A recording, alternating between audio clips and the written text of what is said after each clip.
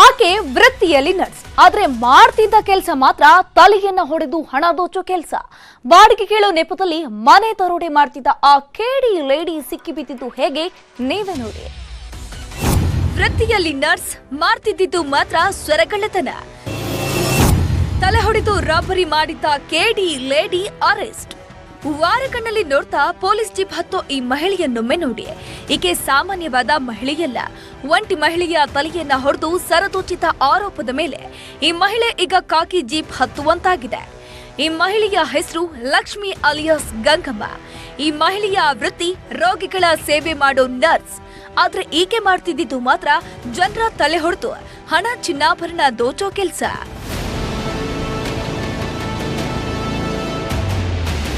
ಮೇ 26ರಂದು ನಂದಿಲಿ ಲೇಔಟ್ನಲ್ಲಿ ಮನೆ ಬಾಡಿಗೆ ಕೇಳೋ ನೆಪದಲ್ಲಿ ಮನೆಗೆ ನುಗ್ಗಿದ ಈ ಲಕ್ಷ್ಮಿ ಮನೆಯಲ್ಲಿದ್ದ ಒಂಟಿ ಮಹಿಳೆಯ ತಲೆಯನ್ನ ಹೊಡೆದು 20 ಗ್ರಾಂ ಚಿನ್ನವನ್ನ ಕದ್ದು ಎಸ್ಕೇಪ್ ಆಗಿದ್ಲು. ಸಿಸಿಟಿವಿ ದೃಶ್ಯಾವಳಿಯನ್ನ ಪರಿಶೀಲಿಸಿದ ನಂದಿನಿ ಲೇಔಟ್ ಪೊಲೀಸರು ಆರೋಪಿಯನ್ನ ಇದೀಗ ಬಂಧಿಸಿದ್ದಾರೆ. ನಾವು ಇದರಲ್ಲಿ ಫೈನಲ್ ಆಗಿ ಲಕ್ಷ್ಮಿ ಅಲಿಯಾಸ್ ಗಂಗಾ ಹಲವು ಅಪರಾಧದಲ್ಲಿ ಭಾಗಿಯಾಗಿದ್ರಂತೆ. ಕಳೆದ ವರ್ಷ ಸೇಂಟ್ ಫಿಲೋಮಿನಾ ಆಸ್ಪತ್ರೆಯಲ್ಲಿ ಇಂಜೆಕ್ಷನ್ ಕೊಡೋ ನೆಪದಲ್ಲಿ ಪೇಷಂಟ್ಗಳಿಗೆ ಅನಸ್ತೇಶಿಯಾವನ್ನ ಕೊಟ್ಟು ಚಿನ್ನಾಭರಣ ದೋಚಿದ್ದ ಆರೋಪ ಕೂಡ ಇದೆ. ಅದಕ್ಕೂ ಮೊದಲು ಕೋರಮಂಗಲ ಠಾಣಾ ವ್ಯಾಪ್ತಿಯಲ್ಲಿಯೂ ಇದೇ ರೀತಿ ಸಣ್ಣ ಪುಟ್ಟ ದರೋಡೆ ಮಾಡಿದ್ಲಂತೆ. ಶೋಕಿ ಜೀವನಕ್ಕಾಗಿ ನಟೋರಿಯಸ್ ಹಾದಿ ಹಿಡಿದಿದ್ದ ನರ್ಸ್ ಲಕ್ಷ್ಮಿಗೆ ಮತ್ತೊಬ್ಬ ಮಹಿಳೆ ಕೂಡ ಕೈ ಜೋಡಿಸಿದ್ದು ಗೊತ್ತಾಗಿದೆ. ನಂದಿನಿಯ ಲೇಔಟ್ ಪೊಲೀಸರು ಆರೋಪಿಯನ್ನ ಬಂಧಿಸಿದ್ದು ನಾಪತ್ತೆಯಾಗಿರೋ ಮಹಿಳೆಗೆ ಹುಡುಕಾಟವನ್ನ ನಡೆಸುತ್ತಿದ್ದಾರೆ. Manjunath N, crime bureau, news 18 Bengaluru.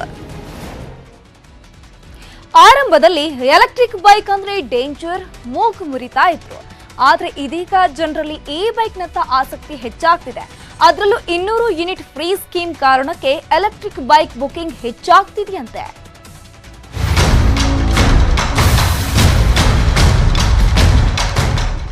ಒಂದ್ ಕಡೆ ದೇಶದಲ್ಲಿ ಇಂಧನ ಬೆಲೆ ಏರಿಕೆ ಆಗ್ತಾನೆ ಇದೆ. ಇನ್ನೊಂದ್ ಕಡೆ ಕರ್ನಾಟಕ ಸರ್ಕಾರ ರಾಜ್ಯದ ಜನತೆಗೆ 200 ಯೂನಿಟ್ ವರೆಗೆ ಫ್ರೀ ವಿದ್ಯುತ್ ಘೋಷಣೆ ಮಾಡಿದೆ. ಫ್ರೀ ಕರೆಂಟ್ ಅನ್ನ ಸದುಪಯೋಗ ಪಡಿಸಿಕೊಳ್ಳೋಕೆ ಈಗ ಹಲವರು ಎಲೆಕ್ಟ್ರಾನಿಕ್ ವಾಹನದತ್ತ ವಾಲ್ತಿದ್ದಾರೆ. ಇಂಧನ ಬೆಲೆ ಹೆಚ್ಚಾಗ್ತಾ ಇದ್ದು ಕೊಳ್ಳೋಕ್ಕಾಗಲ್ಲ.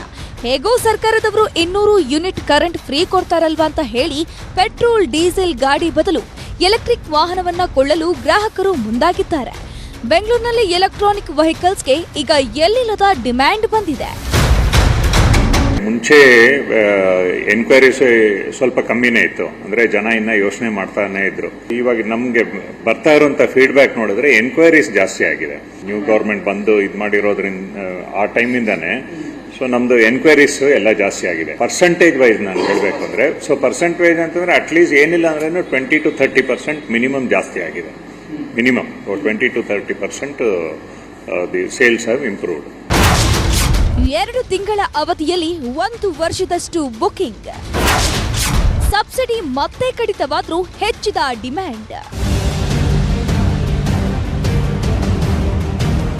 ಕಳೆದ ಅನೇಕ ವರ್ಷಗಳ ಇವಿಗಳ ವ್ಯಾಪಾರ ವಹಿವಾಟನ್ನ ಅವರೇಜ್ ಮಾಡಿ ನೋಡಿದಾಗ 1 ವರ್ಷದ ಬೇಡಿಕೆಯನ್ನ ಕೇವಲ 2 ತಿಂಗಳಲ್ಲಿ ಹೆಚ್ಚಿಸಲಾಗಿದೆ.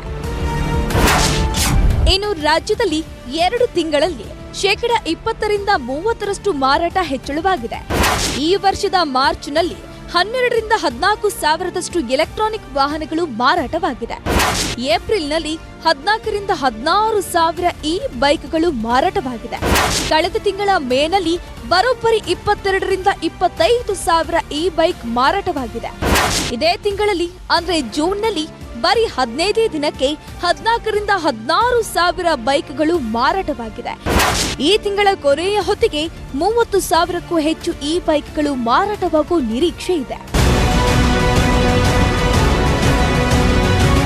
ದೇಶದಲ್ಲಿ ಇವಿ ಮಾರಾಟವನ್ನ ನೋಡೋದಾದ್ರೆ, ಇನ್ನು ಇಡೀ ದೇಶದಲ್ಲಿ ಮಾರ್ಚ್ನಲ್ಲಿ 1.5 ಲಕ್ಷ ಇವಿ ಬೈಕ್ಗಳು ಮಾರಾಟವಾಗಿದ್ವು. ಏಪ್ರಿಲ್ನಲ್ಲಿ 1.20 ಲಕ್ಷ, ಮೇನಲ್ಲಿ 1.28 ಲಕ್ಷ ಇ ಬೈಕ್ಗಳು ಸೇಲ್ ಆಗಿವೆ. ದೇಶದ ಮಟ್ಟಿಗೆ ನೋಡಿದ್ರೆ ಕರ್ನಾಟಕದ ಪಾಲು ಅತಿ ಹೆಚ್ಚಿದೆ. ಈ ಮೊದಲು ಎಲೆಕ್ಟ್ರಾನಿಕ್ ಬೈಕ್ಗೆ 40 ಸಾವಿರ ಸಬ್ಸಿಡಿ ಸಿಕ್ತಿತ್ತು. ಆದ್ರೆ ಈಗ ಕೇವಲ 15 ಸಾವಿರ ಸಬ್ಸಿಡಿ ಸಿಗ್ತಿದೆ. ಮುಂದೆ ಇದು ಕೂಡ ಕಡಿತ ಆಗಬಹುದು ಅನ್ನೋ ಕಾರಣಕ್ಕೆ ಈಗಲೇ ಕೆಲವರು ಬುಕ್ ಮಾಡ್ಕೊಳ್ತಿದ್ದಾರೆ. ಇವಾಗ ಪೆಟ್ರೋಲ್ ರೇಟ್ಸು ಎಲ್ಲ ಜಾಸ್ತಿ ಆಗಿದೆ. ಈಗ ಇನ್ನೊಂದು ಮೈಂಟೆನೆನ್ಸ್ ಇದು ಎಲ್ಲ ಜಾಸ್ತಿ ಇದೆ. ಅದರಿಂದ ಈಗ ಎಲೆಕ್ಟ್ರಿಕ್ ಬೈಕು ಇದು ಮೈಲೇಜ್ನು ಬರುತ್ತೆ. ಒಂದು ಎರಡನೇದೇನೆಂದರೆ ಮೈಂಟೆನೆನ್ಸ್ ಫ್ರೀ ಇದೆ. 200 ಯೂನಿಟ್ಸು ಫ್ರೀ ಕೊಡ್ತಾ ಇದ್ದಾರೆ. ಅದು ನೀವು ಉಪಯೋಗ ಆಗತ್ತೆ. ಹಂಗಾಗಿ ಇದು ಹೆಂಗೋ ನಮ್ಗೆ ಯೂಸ್ ಆಗತ್ತಲ್ಲ ಅಂದ್ಬಿಟ್ಟು ಅದು. ಒಟ್ನಲ್ಲಿ ಪೆಟ್ರೋಲ್ ವಾಹನ ಇದ್ದವರು ಹಣ ಕೊಟ್ಟು ಇಂಧನವನ್ನ ತುಂಬಿಸಬೇಕು. ಆದ್ರೆ ಎಲೆಕ್ಟ್ರಾನಿಕ್ ಬೈಕ್ ಹೊಂದಿದ್ರೆ ಸರ್ಕಾರದ ಯೋಜನೆಯಿಂದ ಪುಕ್ಸಟೆ ಚಾರ್ಜ್ ಮಾಡ್ಕೊಳ್ಬಹುದು ಅನ್ನೋದು ವಾಹನ ಖರೀದಿದಾರರ ಲೆಕ್ಕಾಚಾರ. ಶರಣು ಹಂಪಿ, ನ್ಯೂಸ್ 18 ಬೆಂಗಳೂರು. ರಾಜಧಾನಿಯಲ್ಲಿ 250 ಇಂದಿರಾ ಕ್ಯಾಂಟೀನ್ ಓಪನ್ಗೆ ಸರ್ಕಾರ ಮುಂದಾಗಿದೆ. ಅದರಲ್ಲಿ 7 ಕ್ಯಾಂಟೀನ್ ಇಂತಹ ಕಡೆಗೆ ಇರಬೇಕು ಅಂತ ಸಿದ್ದು ಕಟ್ಟಪ್ಪಣೆಯನ್ನ ಹೊರಡಿಸಿದ್ದಾರೆ. ಸಿದ್ದರಾಮಯ್ಯನವರ ಈ ನಿರ್ಧಾರದಿಂದ ಬಡ ರೋಗಿಗಳು ಫುಲ್ ಖುಷಿಯಾಗಿದ್ದಾರೆ. ಯಾಕೆ ಹೇಳ್ತೀವಿ, ನೀವೇ ನೋಡಿ.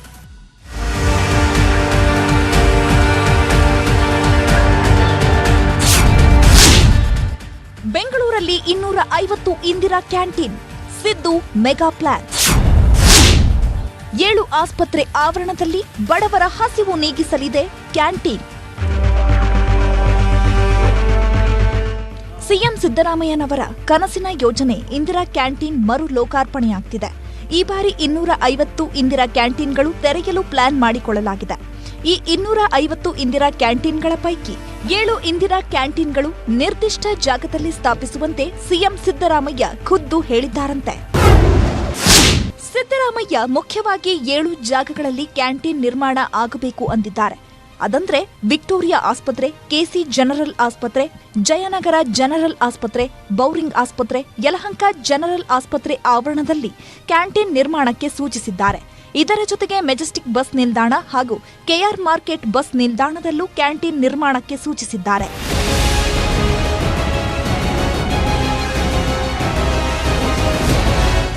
ಆಸ್ಪತ್ರೆಗೆ ಬರುವ ಬಡ ರೋಗಿಗಳಿಗೆ ಈ ಇಂದಿರಾ ಕ್ಯಾಂಟೀನ್ ನೆರವಾಗಲಿದೆ. ಅಲ್ಲದೆ 2 ಬಸ್ ನಿಲ್ದಾಣದ ಸಮೀಪವೂ ಕ್ಯಾಂಟೀನ್ ತೆರೆಯೋದ್ರಿಂದ ಆರ್ಥಿಕವಾಗಿ ಹಿಂದುಳಿದವರಿಗೆ ನೆರವಾಗಲಿದೆ. ಬಿಬಿಎಂಪಿ ಅಧಿಕಾರಿಗಳು ಇದನ್ನ ಸೂಕ್ತವಾಗಿ ಅನುಷ್ಠಾನಕ್ಕೆ ತರಬೇಕು ಅನ್ನೋದು ಸಾರ್ವಜನಿಕರ ಅಭಿಪ್ರಾಯ. ಟೋಟಲ್ ಈಗ ಹೊಸದಾಗಿ 250 ಮಾಡ್ಬೇಕಂತೇಳಿ ಸಿದ್ದರಾಮಯ್ಯ ತೀರ್ಮಾನ ಮಾಡಿದ್ದಾರೆ. ಅದು ಒಂದು ರೀತಿ ಒಳ್ಳೇದೇ ಆಗ್ತದೆ. Bengaluru BMTC bus stand Majestic ಅಲ್ಲಿ ಇರ್ತಕ್ಕಂಥದ್ದು, ವಿಕ್ಟೋರಿಯಾ ಆಸ್ಪತ್ರೆ, ಆಮೇಲೆ ಬೋರಿಂಗ್ ಹಾಸ್ಪಿಟ್ಲ್, ಅಲ್ಲಿ ಬರ್ತಕ್ಕಂಥ ರೋಗಿಗಳಿಗೆ ಮತ್ತೆ ಅಂತವ್ರಿಗೆ ಅನುಕೂಲ ಆಗ್ತದೆ. ಅದನ್ನ ಮಾಡಲಿ. ಬಿಬಿಎಂಪಿ ಅಧಿಕಾರಿಗಳು ಅದು ಮೊದಲಿಂದ ನಡ್ಕೊಂಡ್ ಬಂದಿರೋದೇನೆ. ಆದ್ರೆ ಅದು ಕರೆಕ್ಟ್ ಆಗಿ ಮಾನಿಟೈಸ್ ಮಾಡಬೇಕು. ಇದ್ದು ಇಲ್ಲದಂತಿದ್ದ ಇಂದಿರಾ ಕ್ಯಾಂಟೀನ್ಗೆ ಮರು ಜೀವ ಸಿಕ್ತಿದೆ. ಬಡ ರೋಗಿಗಳು, ಪೋಷಕರಿಗೆ ಹಾಗೂ ಪ್ರಯಾಣಿಕರಿಗೆ ಇಂದಿರಾ ಕ್ಯಾಂಟೀನ್ ಮೂಲಕ ಹೊಟ್ಟೆ ತುಂಬಿಸಲು ಮುಂದಾಗಿರೋದು ಸಂತಸದ ವಿಚಾರ. ಆಶಿಕ್ ಮುಲ್ಕಿ, ನ್ಯೂಸ್ 18 ಬೆಂಗಳೂರು. ಅನ್ಯಾಯಕಾರಿ ಬ್ರಹ್ಮ ಈ ಸುಂದರನ ಸನ್ಯಾಸಿ ಮಾಡಬಹುದೇ ಎಂಬ ಹಾಡು ಸಖತ್ ವೈರಲ್ ಆಗ್ತಿದೆ. ಸಾಕಷ್ಟು ಜನ ರೀಲ್ಸ್ ಮಾಡ್ತಿದ್ದಾರೆ. ಮಳವಳ್ಳಿಯ ಖ್ಯಾತ ಜಾನಪದ ಹಾಡುಗಳ ಗಾಯಕ ಡಾಕ್ಟರ್ ಮಹಾದೇವಸ್ವಾಮಿ ಹಾಡಿದ ಹಾಡಿದು. 1995ರಲ್ಲಿ ಅರ್ಜುನ ಜೋಗಿ ಕಥೆಯನ್ನ ಹಾಡಿನ ರೂಪದಲ್ಲಿ ಹಾಡಿದ್ದರು ಮಹಾದೇವಸ್ವಾಮಿ. ಈ ಹಾಡು ಈಗ ಪ್ರಖ್ಯಾತಿ ಆಗ್ತಿರುವುದಕ್ಕೆ ಮಹಾದೇವಸ್ವಾಮಿ ಸಂತಸವನ್ನ ವ್ಯಕ್ತಪಡಿಸಿದ್ದಾರೆ. ಇಡೀ ವಿಶ್ವದಲ್ಲಿ ಇವತ್ತು ಆಗಿದೆ. ಹಾಡಿರ್ತಕ್ಕಂಥ ವ್ಯಕ್ತಿ ಯಾರು ಅಂತ ಗೊತ್ತಿಲ್ಲ. ಈಗ ಅದನ್ನ ಪರಿಚಯಿಸೋದಕ್ಕೆ ಅಂತಾನೆ ನಾನು ಬಂದಿದ್ದೀನಿ. ಈ ಕುರಿತು ಮಂಡ್ಯ ಪ್ರತಿನಿಧಿ ಸುನೀಲ್ ಗೌಡ ಡಾಕ್ಟರ್ ಮಹಾದೇವಸ್ವಾಮಿ ಅವರನ್ನ ಮಾತನಾಡಿಸಿದ್ದಾರೆ. ಬನ್ನಿ ನೋಡೋಣ. ಮಂಡ್ಯದ ಮಳವಳ್ಳಿಯ ಖ್ಯಾತ ಜನಪದ ಗಾಯಕರಾಗಿರ್ತಕ್ಕಂಥ ಮಹಾದೇವ ಸ್ವಾಮಿ ಅವರು ಈಗ ನಮ್ಮೊಟ್ಟಿಗಿದ್ದಾರೆ. ಬನ್ನಿ ಅವ್ರನ್ನ ಮಾತನಾಡಿಸ್ತಾ ಹೋಗ್ತೀನಿ. ನೀವು ನೋಡ್ತಾ ಇರ್ಬೋದು ಸಾಮಾಜಿಕ ಜಾಲತಾಣದಲ್ಲಿ ನೀವು ಆಡಿರುವಂತ ಒಂದು ಸಾಲು, ಅದೇ ಅನ್ಯಾಯಕಾರಿ ಬ್ರಹ್ಮ ಈ ಸುಂದರನ ಸನ್ಯಾಸಿ ಮಾಡಬಹುದೇ ಅನ್ನೋ ಸಾಕಷ್ಟು ಟ್ರೆಂಡ್ ಆಗಿರುವಂತದ್ದು. ಏನ್ ಹೇಳ್ತೀರಿ ಇದ್ರ ಬಗ್ಗೆ? ಇದು ಒಂದು ಕತೆ, ಜನಪದ ಕತೆ. ಈ ಕತೆನ ಅವತ್ತೇ ನಾನು ಹಾಡಿದೆ. ಅದು ಹಾಡು ಇಷ್ಟು ಪ್ರಖ್ಯಾತಿ ಆಗ್ತದೆ ಅಂತ ನಾನೂ ಸಹ ತಿಳಿದಿರಲಿಲ್ಲ. ಈ ಪಗಡೆ ಆಟದಲ್ಲಿ ಅರ್ಜುನ ಸೋಲ ಪ್ರಾರಂಭ ಮಾಡ್ತಾನೆ, ದ್ರೌಪದಿ ಪಗಡೆ ಆಟದಲ್ಲಿ ಗೆದ್ಬಿಡ್ತಾಳೆ. ಅಲ್ಲಿ ಹೇಳ್ತಾಳೆ, ರಂಗು ರೂಟಿ ರಮಣ ಕೇಳೋ ಸುಂದರನೇ, ನನ್ನಂತ ಹೆಂಗಸಿಗೆ ಸೋಲಬಹುದೇ, ಓ ಸುಂದರನೇ ಹೆಂಗಸಿಗೆ ಸೋಲಬಹುದೇ. ರಂಗುರುಟಿ ರಮಣ ಕೇಳು, ನನ್ನಂತೆ ಹೆಂಗಸಿಗೆ ನೀನು ಆಟದಲ್ಲಿ ಸೋಲ್ಬಹುದೇ.